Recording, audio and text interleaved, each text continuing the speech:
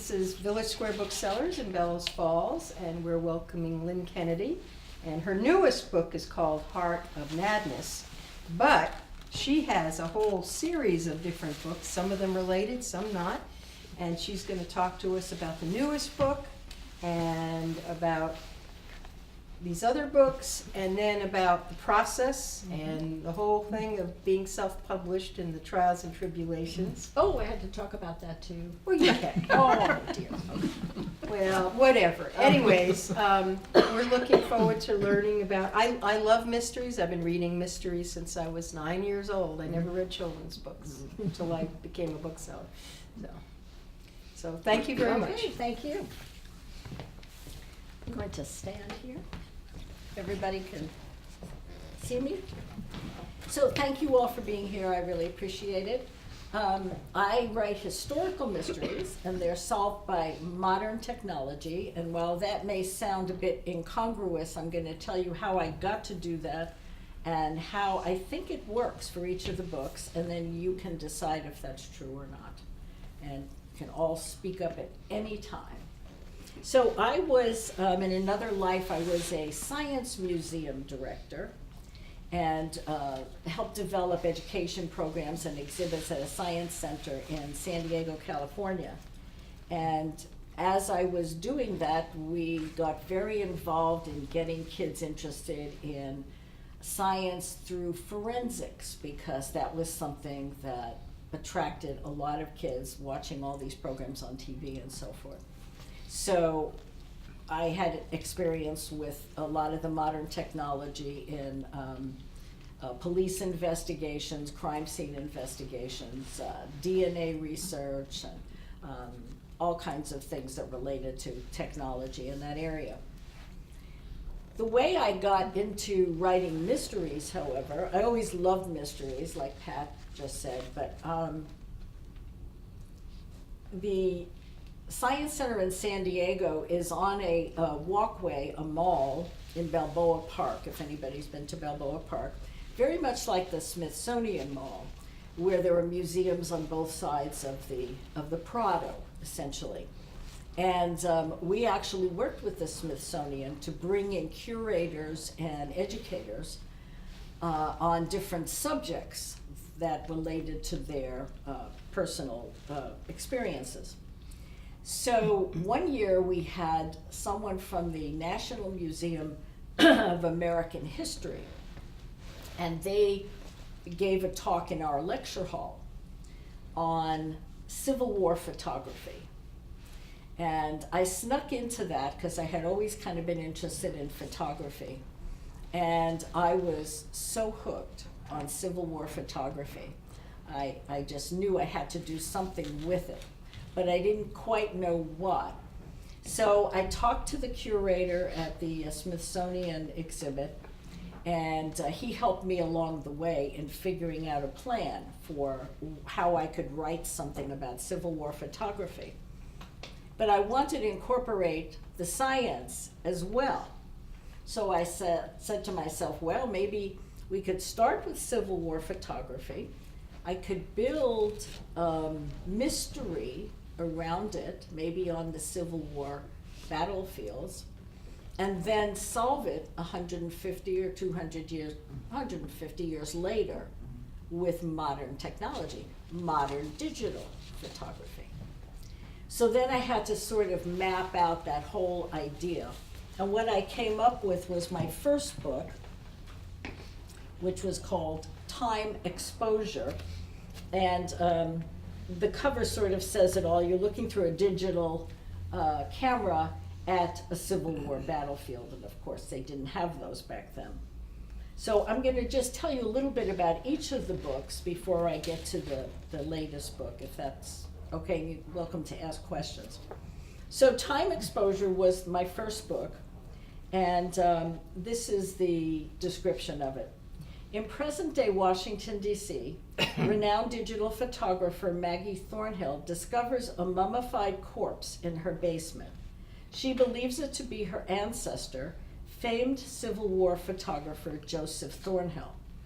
In Washington City, 1860, Joseph becomes a spy for the U.S. Secret Service and uncovers a series of murders related to arms profiteering and treason. As he tracks the man he believes to be the killer, a mysterious civilian he has captured in photographs on the battlefield, Joseph is wounded, captured, and tortured by Confederates. He escapes, brings the proof to Lincoln, but the president is assassinated before he can act.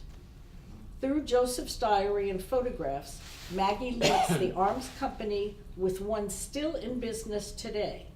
What she learns about the elusive civilian and his role in the death of Lincoln and many others will change history as we know it. When I started this, I needed to come up with a Civil War photographer. And of course, there were a number of famous ones like Matthew Brady. I didn't want to use Matthew Brady, though, because personality-wise, he didn't really appeal to me when I read about him. But one of his proteges, Alexander Gardner, did. He was a big burly Scotsman, very interesting personality, had a lot of good sense of humor and so forth. So Alexander Gardner features prominently in this book as the real photographer, as a real photographer. And of course, many other characters in the Civil War are real people. A lot of the generals and soldiers and so forth are actually real people. In fact, I took a letter that was in here from some friends whose ancestor was in the Civil War and wrote back to it, and I actually used little excerpts from the real letters. So it's as authentic as I could make it. The fictional character, Joseph Thornhill, was not, of course, a real character, and he worked with Alexander Gardner throughout the book. In doing the modern story, I had to decide what this was back in the 1980s now, so I had to decide what the technology was that I could use to uncover the mystery from the past. And digital photography at that time was developing facial recognition programs so that people could, law enforcement mostly, could identify people from other photographs. And that's how Maggie Thornhill kind of comes up with the mystery that she has to solve. I don't want to tell you too much, or then you won't read the book, and that's not going to be very much fun. So that was my first book, and Pat mentioned something about publishing. I will tell you a funny story about that. When I first started writing, I went to a critique group. Going to a critique group, if you're a writer, is very, very important. You get all kinds of feedback. They tell you, this doesn't work, or this is great, or no, or whatever. And so the head of the group, I thought I had, the great American novel. This was it. I was going to be a millionaire. This was the greatest thing since sliced bread. And here I am at the group, and I'm reading my first chapter. And the gentleman who was heading up the group was an English professor. And he said, well, there's a lot of potential here, but let me ask you a question. Do you write reports for work? And I said, I do. Why? And he said, well, it kind of sounds like a report. It doesn't sound like a novel. It sounds like facts, facts, facts, facts. This happened, this happened, this happened. So I did not burst into tears, I might add, although I wanted to. And you have to harden, yourself and develop that thick skin that writers have to. And I went back and I just kept on trying to make it sound like a novel, showing the visuals, how to paint the picture of the scenes, how things smelled, what you heard when you were in a certain place, what they looked like, what people felt like. And so that was my first step into writing an actual novel that I just had zippo idea about. But I will say that many years later, I think I succeeded because my boss at the museum said, you know, your reports sound kind of like a novel. They're all kind of flowery. So let's get back to the facts, you know. So they're very different kinds of writing, truly. So that was my first book. In the book, Maggie Thornhill is the main digital photographer as the protagonist, but she works with a cop, Frank Mead, Detective Frank Mead. And in this book, it takes place in Washington, D.C. I moved Frank Mead next. I decided to use him as a character because I wanted to do something with this kind of interesting disaster that happened in New York City. And I'm from New York City, so, although I don't go back to 1911. Anyway, the Triangle Shirtwaist Factory fire was a horrible catastrophe. It was the worst catastrophe in New York until 9/11. And a lot of actual good things came of it in terms of working conditions and so forth later. But it was definitely a catastrophe. So I wanted to do something here. So I moved Frank Mead to New York, which is where he was from. He went back to New York, and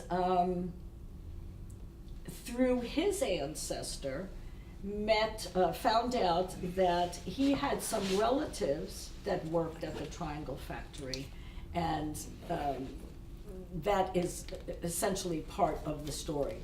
But I did a lot of research on the factory fire, and in fact, this picture is actually the building which now belongs to NYU, and I just put some smoke in front of it to remind you of the fire at the time. But this is what the Triangle Murders is about. When a young reporter is pushed from a 9th-story window in Greenwich Village, NYPD Homicide Lieutenant Frank Mead soon connects the case to a murder that took place at the same site 100 years earlier, during the infamous Triangle Shirtwaist Factory fire. Following the devastating suicide of his wife 7 years earlier, Frank abandoned his daughter Amanda and the city he loved, and that's when he went to Washington. Now he's back to make amends and finds he has an urgent and personal reason to track today's killer. Amanda, also a reporter and friend of the dead girl, has gone missing. In the family tenement, Frank finds a murder book and evidence of the 1911 murder. The victim was, in fact, his great-grandmother, a seamstress at the Triangle. Now, with the help of modern forensics and sheer determination, he is able to uncover killers in both centuries. One of the challenges here for the technology part was trying to trace back, after 100 years, the fire that actually happened in the building and find out whether there were any clues as to what might have happened. As it turns out, in my premise, the fire is actually a cover-up for murder that happened in the Triangle company. So a lot of it is, of course, artistic license. That didn't really happen, but it's kind of an alternative idea of what might have happened. So, so this was book 2, The Triangle Murders, and it's actually it won an award, but it's one of my more popular books. I think in this area in New England, people kind of like to read about New York quite a bit, so that one kind of went over well. The third book, I moved to another area of history that I was interested in that has so many stories that it was very hard to pick one. And this one was about the Nazis, of course, in World War II. And I didn't want to do your traditional Holocaust kind of thing or military kind of thing. I wanted to do something different. So the Nazis were not only monsters in terms of how many people they killed, but they were also monsters in terms of the art they destroyed. So this is about the Nazi confiscation of art and a missing Van Gogh painting. And when I started this, again, I wanted to make it as real as possible, so I did a lot of research on the Nazis and how they managed to acquire all this art from undesirables like Jews and gypsies and so forth. But I also wanted to make this as authentic as possible in terms of the painting that was going to be the key element in this book. So I found a painting by Vincent van Gogh that was actually missing and is still missing. In fact, I've been hunting for it, and a couple of some press has picked up on that fact. And when the book came out, it was in NPR. It was on NPR, and the cover of the San Diego Union Tribune, believe it or not. Because paintings are turning up, and artwork is turning up all the time in different places. So I picked this painting, and it has a fascinating story behind it. In Paris, there were some art dealers, Jewish art dealers, who knew the Nazis were coming. They were going to be in their shop at any moment. They took all of their collections and they brought them to some friends who lived in a chateau near Bordeaux for safekeeping. They stayed there for several years, but unfortunately the Nazis caught up to them, and they razed the chateau to the ground, and nobody knows what happened to any of the collection at all, including this painting. Some people say that the soldiers, the Nazi soldiers, took all of the works out, put them in trucks, and disappeared before they burned the chateau to the ground. Some people say the peasants in the village took the artwork. Nobody really knows. Or they burned it all to the ground with the artwork. So this painting is still missing and still out there, maybe somewhere, we hope. So Maggie's back in this book now, and she's still in Washington, D.C., and her job is to decide whether she can authenticate a painting from a photograph. She has a friend whose grandfather turns out to have been a Nazi. He had a photograph from 1940s of this painting. She doesn't know if it's real or not. So can you authenticate a painting from a photograph? And that was her task. And so therein lies the technology aspect. I had to talk to any number of universities. Dartmouth, in fact, is doing work on this exact thing. Can you take a photograph and say, yes, when we digitize it and put it up against a real painting, could it be Vincent van Gogh? Are the shadows right, the lines right, whatever things are in a painting? Can you really identify that? And that was what her job was, and that was the technology. So I'll read this quickly. Still Life, Vase with Oleanders is a painting by Vincent van Gogh believed to have been confiscated by the Nazis during the Second World War. Today, almost 70 years later, Maggie Thornhill is searching for the missing work of art. Her lifelong friend Ingrid has asked her to do the impossible, authenticate the painting from a photograph. The photograph in question was passed down to Ingrid by her grandfather, Klaus Retke, a member of the German Einsatzstab Reichsleiter Rosenberg, the Nazi organization appointed to confiscate art from the Jews. Obscure references in Klaus Retke's diary convinced Maggie that Retke stole the painting from the Nazis. Now she must use science to verify that the painting in the photo is genuine, something that has never been done before. From the National Gallery of Art in Washington to the Musée de Jeux de Paume in Paris, Maggie searches for answers. Finally, she confronts the possibility that there is not one painting, but the original and several forgeries. With tens of millions of dollars at stake and a killer at large, she's determined to find the authentic Van Gogh. To do so, Maggie must stay alive, something that's proving difficult to do. The research on this book was absolutely fascinating, not only from looking at the Nazis and what they actually did, and of course if you've seen the Monuments Men movie or you read the Monuments Men books, you know all of the works that they confiscated and it was all hidden and they eventually found a lot of it and so forth. But the actual art itself and how are paintings authenticated is a whole world unto itself.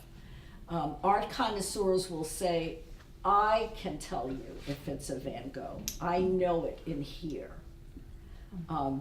But now science is being applied to it so that there's a lot more evidence that they have that this is or is not a Van Gogh.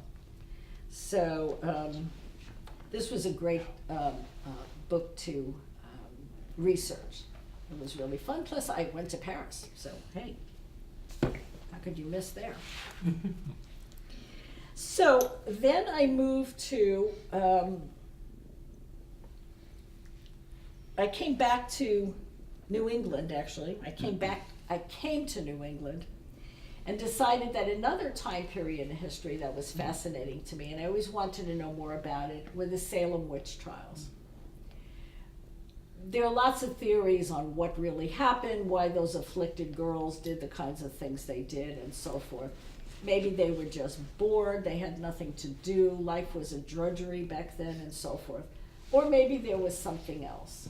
And of course, the something else is what this book is about. So this is a story about a young girl who gets entrapped in this whole thing of the witch trials and knows that this is not really what's going on, that something else is going on here. She writes a diary. Maggie, of course, finds it later and has to prove certain elements of it, because now there's a modern story where a professor is murdered to keep this diary a secret and so forth. So I stretch it as far as I can, from 1692, it's a long way to go to today's, to solve mysteries that long ago.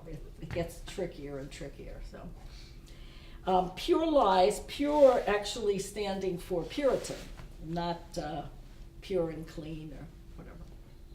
Two women separated by 3 centuries are connected by a legacy of greed, depravity, and deceit. A legacy which threatens to make them both victims of the Salem witch trials. 1692, Salem. Born in a time and place of fierce religious fervor, 16-year-old Felicity Dale has only endless church meetings and the drudgery of chores to look forward to. When her friends begin accusing neighbors of witchcraft, she fears the devil is in Salem. By chance, however, she discovers that the accusations of her afflicted friends are false. What had begun as a youthful diversion had been twisted through seduction and blackmail by powerful men into a conspiracy for profit. 19 people will pay with their lives. Today, Washington, D.C., Maggie Thornhill, Maggie takes on the project to electronically archive the original documents from the Salem witch trials. You have to remember there was no photographs back then. She's a digital photographer, but she can look at documents and analyze documents instead. She observes discrepancies in the handwriting of the magistrate's signature on certain land deed transfers, land that belonged to the witches. When a professor studying the documents is murdered, she begins to suspect that the trials and hangings were a result of simple mortal greed, not religious superstition. This actually won the San Diego Book Awards, surprisingly, for Best Published Mystery, Sisters in Crime. And the last one before my new one that I'll talk about is time lapse, another term that's related to photography. This one takes us back to the characters that were in Time Exposure, the Civil War profiteers. It takes them across the sea to England, where they run into the infamous Jack the Ripper, and who he is relates to what happened during the Civil War, because it's only about 23 years later. So, renowned photographer Maggie Thornhill coins a new definition of time-lapse when a friend turns out to be the fifth victim in a series of grisly Georgetown murders. As a professor of digital photography, Maggie works with law enforcement to analyze the photographs from the present-day killings, only to discover their resemblance to the murders of Jack the Ripper. A century earlier in Victorian London, brutally murdered prostitutes found in the East End baffle police. Despite help from Arthur Conan Doyle, little progress is made.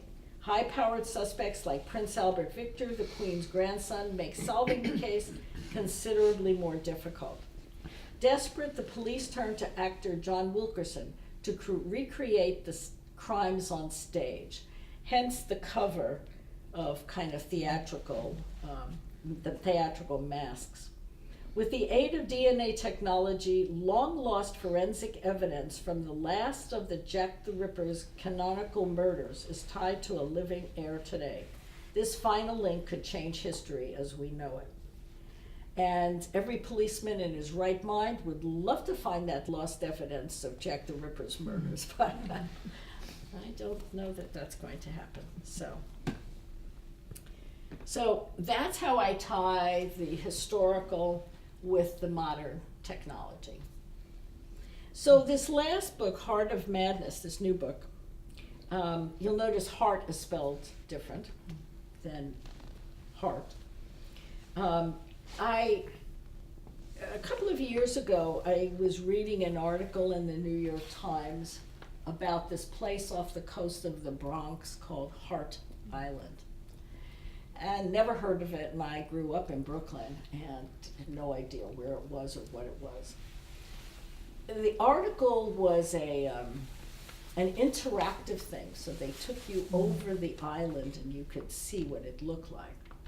But it was about this woman who wanted to help relatives who thought they had people buried there, to find them and to go visit them. It turns out Hart Island has been around since the 1860s as a giant potter's field. And right now there's over 1 million souls buried on this island.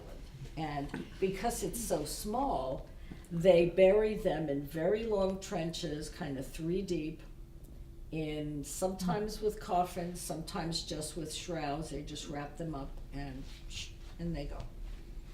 It turns out now, some of them, the bodies are seeping through and winding up in the river.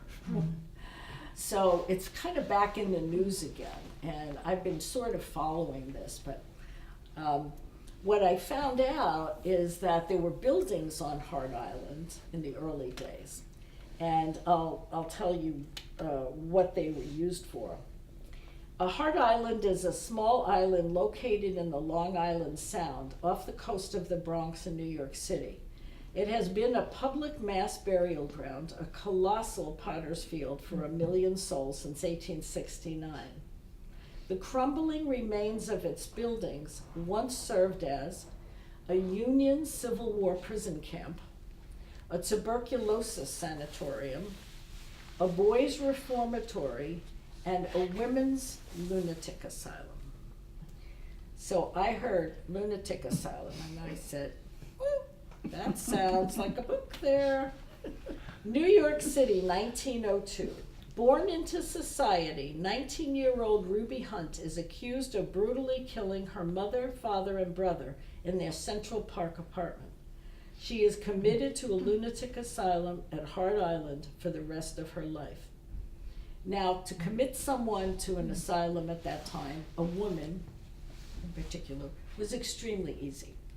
The husband or father all would have to get a couple of doctors in. They would take her pulse and pronounce her insane. And, well, that's exactly it. exactly right, and they did that for many, many years. Over a century later, a descendant of the Hunt family is murdered, and homicide detective Frank Mead is convinced there's a connection between the current death and that of her great-aunt Ruby. Thanks to the contents of a battered suitcase passed down from Ruby's caretaker, old photographs, letters, and a diary lead Mead on a convoluted trail of greed, deception, and murder spanning 2 centuries. You can hear the theme. Murder spanning centuries. This was kind of a hard book to write. It was, and a few people have said this to me, that it was kind of depressing. It was sort of sad, very sad, because the backstory takes you to Ruby and her time in the asylum, and it doesn't end well. And her hopeful savior, who was a police detective at the time, doesn't end very well for him either. But she does, you have hope throughout that part of the story that maybe we'll have a good ending. So it was a little hard for me to write it, but the research was very interesting. Now, I have visited all of the sites in my books, except this one. I probably could have gotten permission to go to this island. It's run by the Department of Corrections, and you can make an appointment if you have some reason to go there, you can.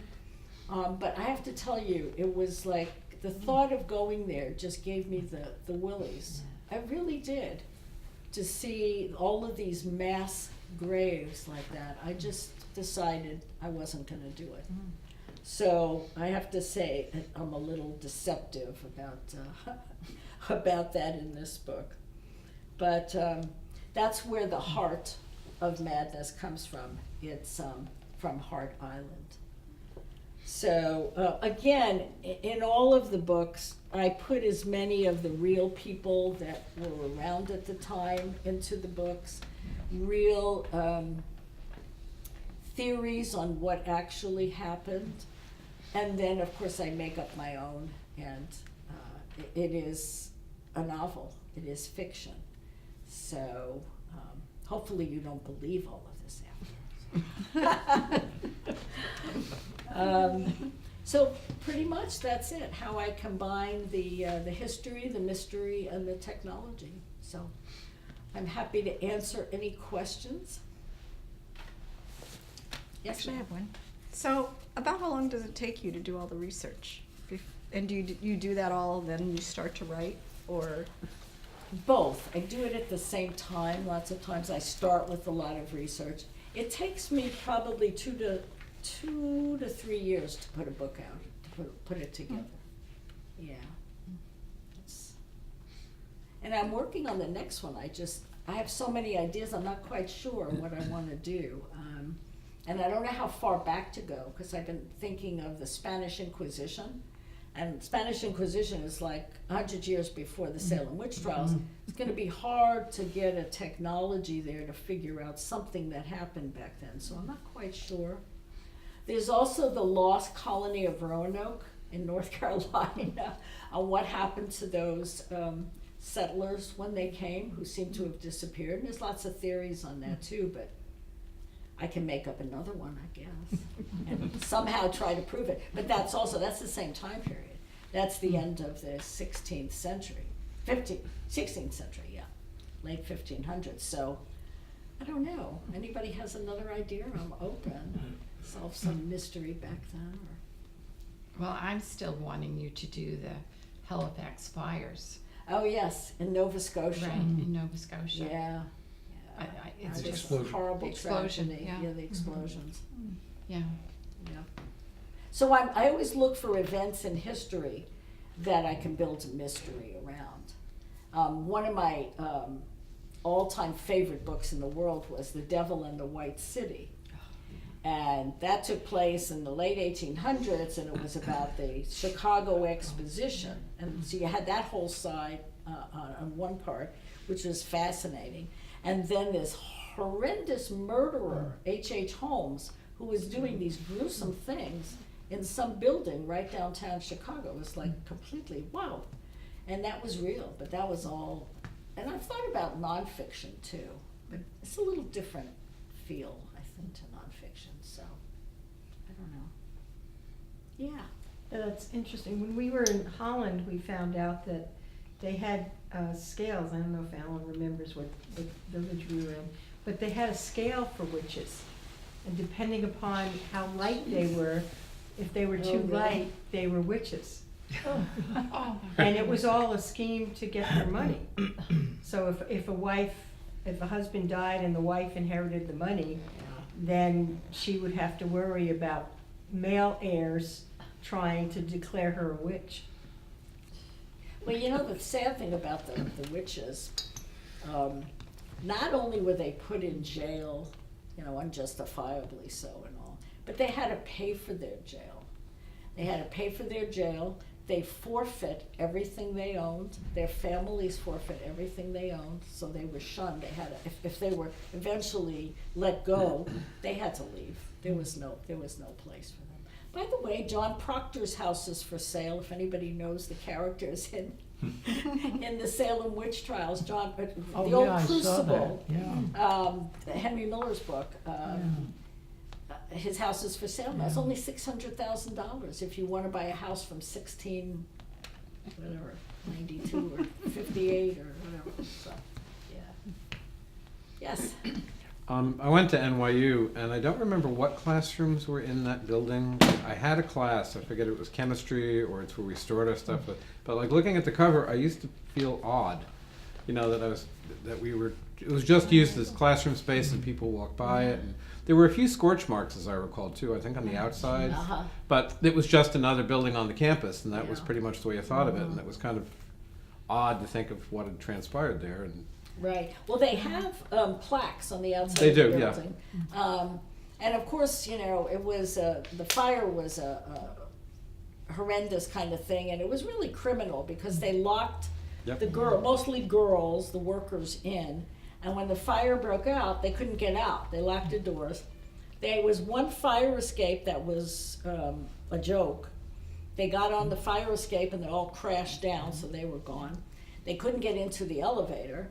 So they couldn't do anything. They were stuck. The only thing they had left to them was jumping out the Yeah. window. And then the fire engines could not reach beyond the 6th floor. They were on the 8th and 9th, and they had nets that they held underneath, and so some of the girls would jump down and crash right through the nets to the Yeah. sidewalk. So it was 146 people that died in that fire, which is like, it was just very weird karma to be there. You know, It I mean, was, it wasn't yeah. oppressive. It wasn't, Yeah. but it was just kind of like a little tingling at the back of your did head. you when see the plaques on the building? Yeah. Yeah, Yeah, and I can't remember now for the life of me what class I had in there, but it was always yeah. not my favorite day of the Yeah. week. Yeah. The other thing that's odd is it's right next to Washington Square Mhm. Park.